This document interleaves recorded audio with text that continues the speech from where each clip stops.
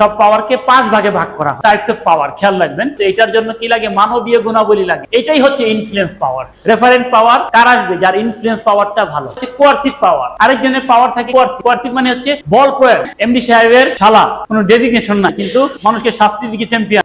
মানুষের যত রকমের পাওয়ার আছে সব পাওয়ারকে 5 ভাগে ভাগ করা হয়। টাইপস অফ পাওয়ার খেয়াল রাখবেন।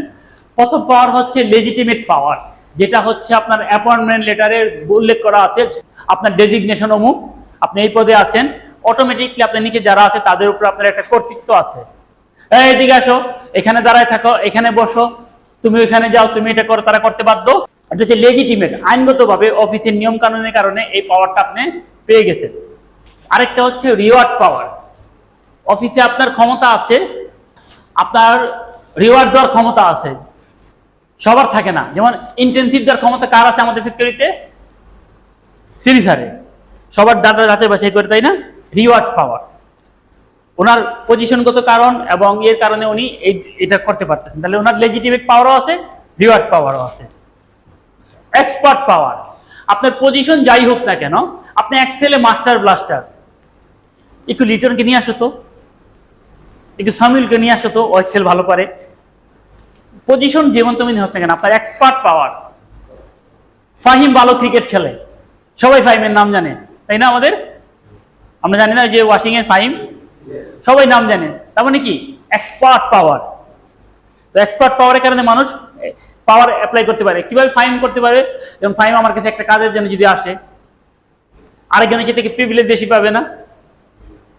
অথবা যে কোনো ক্ষেত্রে এরকম এক্সপার্ট পাওয়ার থাকলে তার একটা প্রিভিলেজ বেশি আসে। এটাতে আমরা পরে যাচ্ছি। তারপর হচ্ছে কোয়ার্সিভ পাওয়ার। আরেকজনের পাওয়ার থাকে কোয়ার্সিভ। কোয়ার্সিভ মানে হচ্ছে বল প্রয়োগ।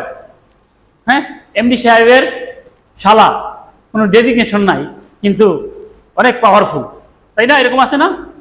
এমডি সাহেবের মামাতো ভাই, কোনো ডেজিগনেশন নাই, কিন্তু মানুষকে শাস্তি দিকে চ্যাম্পিয়ন, অমুকের বেতন কাটবো, এটা করো সেটা করো, এরকম ঘটনা আছে না? তো এটা হচ্ছে কোয়ার্সিভ পাওয়ার। 4 রকমের পাওয়ার। বাকি রইল কি? বাকি থাকলো কি? রেফারেন্ট পাওয়ার। এটাকে বলা হয় সবচেয়ে ক্লাসিক্যাল পাওয়ার, সবচেয়ে কোয়ালিটি পাওয়ার।